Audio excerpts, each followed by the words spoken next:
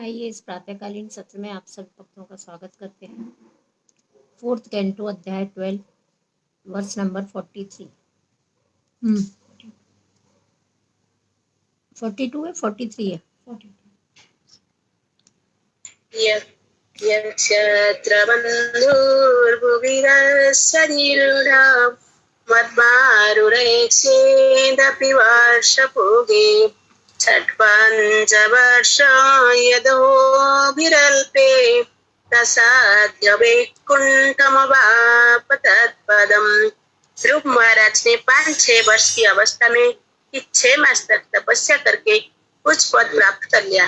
ओह, कोई बड़े से बड़ा क्षत्रिय उनके वर्ष की तपस्या के बाद ऐसा पद प्राप्त नहीं कर सकता।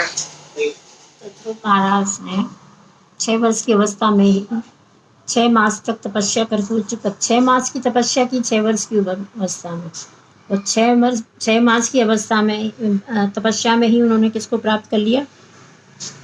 भगवान को प्राप्त कर लिया, उच्च पद को प्राप्त कर लिया। कोई बड़ा से बड़ा क्षत्रिय भी ऐसा कार्य नहीं कर सकता। अनेक वर्षों की तपस्या के बाद में भी वो फेल हो जाता है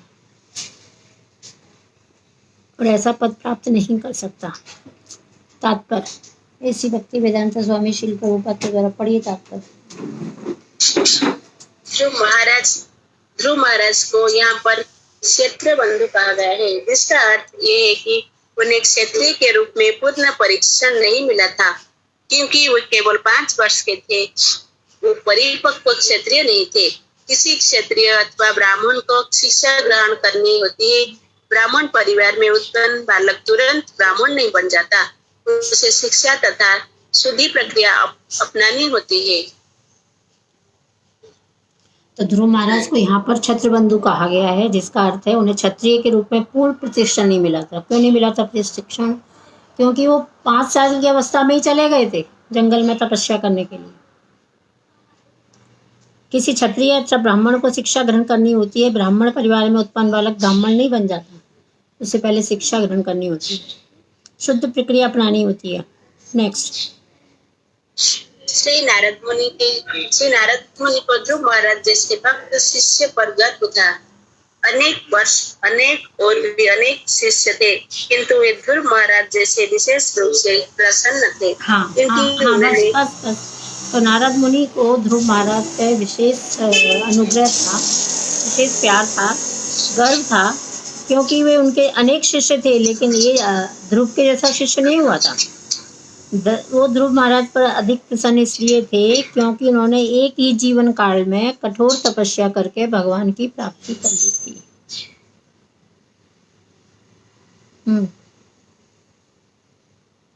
जिसे अभी तक सारे ब्रह्मांड में किसी अन्य राजपुत्र या राजर्षि ने प्राप्त नहीं किया था। क्या महान राजा भरत का दृष्टांत दिया जा सकता है? वो भी महान भक्त थे, किंतु उन्हें 3 जन्म में वैकुंठ लोक प्राप्त हो सका। पहले जन्म में यद्यपि उन्होंने जंगल जाकर तपस्या की थी, किंतु एक मृग शावक के प्रति इतने बच्चल हो गए थे कि उन्हें अगले जन्म में मृग का शरीर धारण करना पड़ा। तो यहाँ पर भरत महाराज का एग्जाम्पल लिया गया। भरत महाराज को 3 जन्म लगे थे, क्योंकि पहले जन्म में क्या किए, वो आसक्त हो गए थे किधर? एक मृग के ऊपर, एक हिरण के बच्चे के ऊपर, और उसमें आसक्त होकर उनको वापस से जन्म लेना पड़ा था।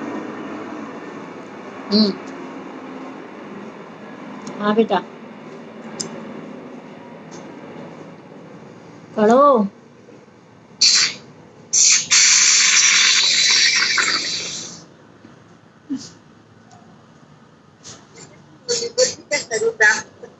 किंतु उन्हें अपने आध्यात्मिक पद का स्मरण रहा। फिर भी पूर्णता प्राप्त करने हेतु उन्हें अगले जीवन तक प्रतीक्षा करनी पड़ी। तीसरे जीवन में उन्होंने जड़ भरत के रूप में जन्म लिया। उस जीवन में समस्त सांसारिक बंधन से मुक्त हो सके और पूर्णता प्राप्त कर सके, वैकुंठ लोक हो गए। ध्रुव महाराज के जीवन से मृग का मिला उनको, क्योंकि मृग में आसक्त थे वो। तीसरा जन्म उनको जड़ भरत का मिला। ध्रुव महाराज के जीवन से यही शिक्षा मिलती है कि यदि कोई चाहे तो बिना बहुत जन्मों के प्रतीक्षा के एक ही जन्म में सिद्धि प्राप्त कर सकता है। हमारे तो कोई लक्षण नहीं दिखते ऐसे, है क्या हमारे लक्षण कोई? ना उत्कंठा है, ना निष्ठा है, ना एकाग्रता है, ना समर्पण है। मेरे गुरु महाराज श्रीमद भक्ति सिद्धांत सरस्वती गोस्वामी प्रभुपाद कहा करते थे कि उनका प्रत्येक शिष्य दूसरे जीवन में भक्ति करने की प्रतीक्षा किए बिना इस जीवन में वैकुंठ लोक को प्राप्त कर सकेगा। उसे मात्र ध्रुव महाराज के ही समान गंभीर तथा निष्ठावान होना पड़ेगा। लेकिन भक्ति सिद्धांत सरस्वती ठाकुर कहते हैं कि मेरा शिष्य जा सकता है कब? जब वो ध्रुव महाराज के जैसा निष्ठापूर्वक हो जाएगा, गंभीर हो जाएगा, तभी एक ही जन्म में वैकुंठ लोक प्राप्त करना तथा भगवान के पास जाना संभव हो सकेगा। नेक्स्ट श्लोक पढ़िए। मैत्रेय वाचा। उवाच एतत् अरीतं सर्वा यत्पृष्टाहमियात्मया ध्रुवस्य चरितं समासं सतामः। श्री मैत्रेय मुनि आगे कहे, विदुर, तुमने मुझसे ध्रुव महाराज की महान ख्याति तथा चरित्र के विषय में जो कुछ पूछा था वो सब मैंने विस्तार से बता दिया है। बड़े बड़े साधु पुरुष तथा भक्त ध्रुव महाराज के विषय में सुनने की इच्छा रखते हैं। मैत्रेय मुनि बोल रहे हैं यहाँ से कि विदुर, तुमने जो जो पूछा था वो मैंने ध्रुव महाराज के बारे में सब कुछ बता दिया। बड़े बड़े ऋषि और महाऋषि साधु पुरुष ध्रुव महाराज के विषय में सुनने के इच्छुक रहते हैं। तात्पर्य। श्रीमद् भागवतम का अर्थ है पूर्ण पुरुषोत्तम भगवान के संबंध में हर तरह की जानकारी। चाहे हम परमेश्वर की लीलाओं को सुनो या उनके चरित्र ख्याति अथवा उनके भक्त के कार्यकलाप को सुनो, वो सब एक ही है। नव जिज्ञासु भक्त श्री भगवान की लीलाओं को समझने का प्रयास करते हैं। वो अनेक भक्त के कार्यकलाप को सुनने में उतनी रुचि नहीं दिखाते, किंतु वास्तविक भक्त को ऐसा भेदभाव नहीं बरतना चाहिए। तो श्रीमद् भागवतम का अर्थ है भगवान के संबंध में हर तरह की जानकारी, चाहे वो भगवान के विषय की लीलाओं को सुने या उनके चरित्र ख्याति अथवा उनके भक्तों के कार्यकलापों को। लेकिन जो नवदीक्षित भक्त होता है ना, वो क्या बोलता है, अरे कथा सुनाओ ना यार, क्या ये सब चर्चा कर रहे हो। तो भक्तों की कथा सुनना भी आवश्यक है, क्योंकि जब भक्तों की कथा सुनेंगे तो उनके जीवन के कार्यकलापों से समझ आएगा। जैसे ध्रुव महाराज भक्त हैं कि नहीं, उनकी कथा सुन के हमारे मन में बदलाव आ रहा है कि नहीं आ रहा। तो हमें भक्तों की भी कथा सुननी चाहिए। नवदीक्षित भक्त होता है, वो क्या बोलता है, अरे यार ये क्या बातें करते हैं, भगवान की बातें करें ना। किंतु वे श्रीमद् भागवतम के अन्य अंशों की सुनने की परवाह नहीं करते। ऐसे अनेक वृत्ति चलाने वाले भागवत वाचक हैं तो सीधे श्रीमद् भागवत की रासलीला के खंड में पहुंच जाते हैं, 10वें स्कंद में पहुंच जाते हैं। भगवान की रासलीला का वर्णन करते हैं वो, मानो भागवत के अन्य अंश बेकार हों। प्रभुपाद जी ने हमें इंस्ट्रक्शन दिया है कि हमें 10वां अध्याय नहीं, 10वां स्कंद नहीं पढ़ना चाहिए, और जो कथाकार है वो 10वां स्कंद ही पढ़ते हैं। निष्ठावान भक्त को श्रीमद् भागवतम का प्रत्येक अध्याय, यहाँ तक कि प्रत्येक शब्द को बड़े ही मनोमोहक से पढ़ना चाहिए, क्योंकि प्रारंभ के श्लोक बताते हैं कि यह वैदिक साहित्य का पक्पल है। भक्तों को भागवत का एक शब्द भी नहीं छोड़ना चाहिए। अतः मैत्रेय मुनि ने बल दिया कि भागवत परम भक्तों द्वारा संपत्ति है। भागवतम का हर शब्द महत्वपूर्ण है, इसीलिए हमको हमेशा भागवतम का हर शब्द, हर श्लोक बड़े ध्यान से सुनना चाहिए और पढ़ना चाहिए। नेक्स्ट श्लोक। धन्यं यशस्यमायुष्यं पुण्यं शस्त्रयनं महत् स्वर्गत्रोयं समनस्यं प्रशस्तामर्षणम्। ध्रुव महाराज के अख्यान को सुनकर मनुष्य अपनी संपत्ति, यश तथा दीर्घायु की इच्छा को पूरा कर सकता है। ये इतना कल्याणकारी है कि इसके श्रवण मात्र से मनुष्य स्वर्ग लोक को प्राप्त कर सकता है, अथवा उस ध्रुव लोक को प्राप्त कर सकता है जिसे ध्रुव महाराज ने प्राप्त किया था। देवता भी प्रसन्न होते हैं, क्योंकि ये अख्यान इतना यशस्वी है, इतना शक्तिशाली है कि ये समस्त पाप कर्म के फल का नाश करने वाला है। तो ध्रुव के आख्यान को सुनकर मनुष्य अपनी संपत्ति, यश तथा दीर्घायु की इच्छा को पूरा कर सकता है। ध्रुव महाराज के विषय में सुनकर व्यक्ति क्या कर सकता है, अपनी संपत्ति, यश तथा दीर्घायु की इच्छा को पूरा कर सकता है। यह इतना कल्याणकारी है कि इसे श्रवण मात्र से मनुष्य स्वर्गलोक को जा सकता है। ये जो ध्रुव महाराज का चरित्र जो सुन लेता है वो स्वर्गलोक को प्राप्त कर सकता है। अथवा ध्रुवलोक को भी प्राप्त कर सकता है। देवता भी इसको सुनने से प्रसन्न होते हैं क्योंकि आख्यान बहुत यशस्वी है, बहुत यश देने वाला है, इतना सशक्त है कि सारे पाप कर्मों का फल का नाश करने वाला है और हमने हमारे जीवन में जो भी पाप किया उन सबका नाश करने वाला है। तात्पर्य पढ़िए। इस संसार में अनेक प्रकार के लोग हैं। इनमें सभी शुद्ध भक्त नहीं होते। कुछ कर्मी हैं जो प्रचुर संपत्ति की कामना करते हैं। कुछ ऐसे भी लोग हैं जो केवल यश चाहते हैं।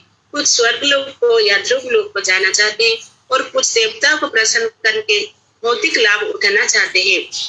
श्री मैत्रेय मुनि ने यहाँ पर सबको ध्रुव महाराज का आख्यान सुनने की संतुष्टि की है, जिससे वो वंचित लक्ष्य प्राप्त कर सके। तो इस संसार में अनेक प्रकार के लोग होते हैं, वो कोई शुद्ध भक्त नहीं है, इनमें सभी शुद्ध नहीं होते। कुछ कर्मी हैं, कुछ धन चाहते हैं, कुछ लोग ऐसे हैं जो केवल यश चाहते हैं, कुछ स्वर्गलोक को या ध्रुवलोक का जाना चाहते हैं और कुछ देवताओं को प्रसन्न करके भौतिक लाभ उठाना चाहते हैं। मैत्रेय ने यहाँ पर सबों को ध्रुव महाराज का आख्यान सुनने की सबको बोला है। मैत्रेय बोल रहे हैं कि यहाँ पर सबको ध्रुव महाराज का चरित्र सुनना चाहिए, जिससे वे वांछित लक्ष्य प्राप्त कर सकें। कर्मियों ज्ञानियों को भगवान की पूजा करनी चाहिए, जिससे उन्हें जीवन लक्ष्य प्राप्त हो सके। जो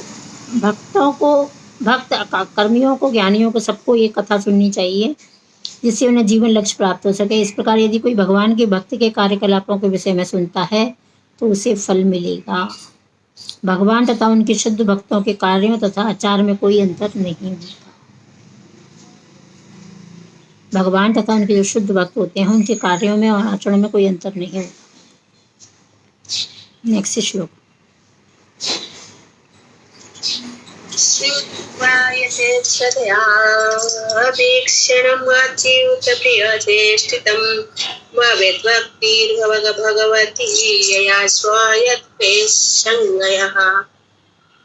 इस शुद्ध भक्तिमय स्तर को प्राप्त करता है और शुद्ध भक्ति संपन्न करता है। ऐसे कार्य से मनुष्य भौतिक जीवन के तीनों तापों के नष्ट कर सकता है।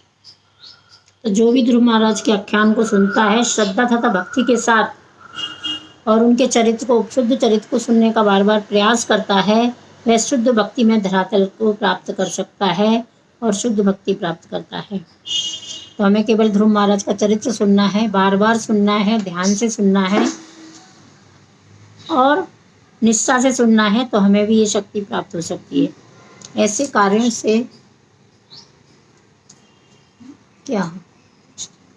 ऐसे कार्यों से मनुष्य भौतिक जीवन के तीनों तापों को नष्ट कर सकता है। आदि दैविक, आदि भौतिक और आदि आध्यात्मिक तीनों ताप नष्ट हो सकते। तात्पर्य पढ़िए।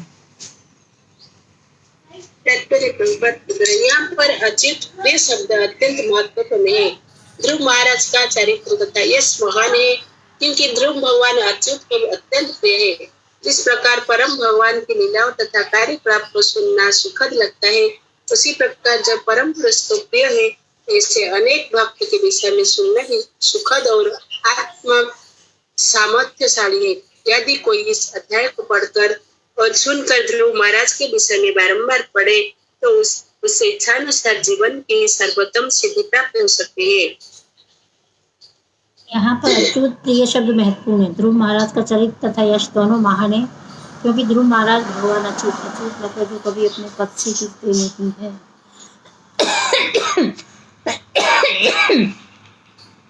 जिस प्रकार भगवान की लीलाओं तक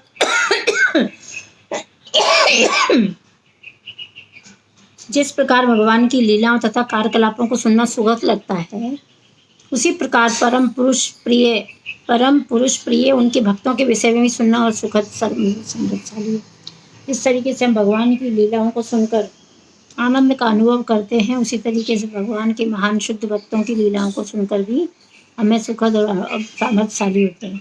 यदि कोई इस अध्याय को पढ़कर सुनकर ध्रुव के विषय में निरंतर पढ़े तो उसे एक संसार जीवन की परम सिद्धि प्राप्त हो सकती है। बताओ कितना महत्व दिया जा रहा है ध्रुव महाराज की लीलाओं के लिए।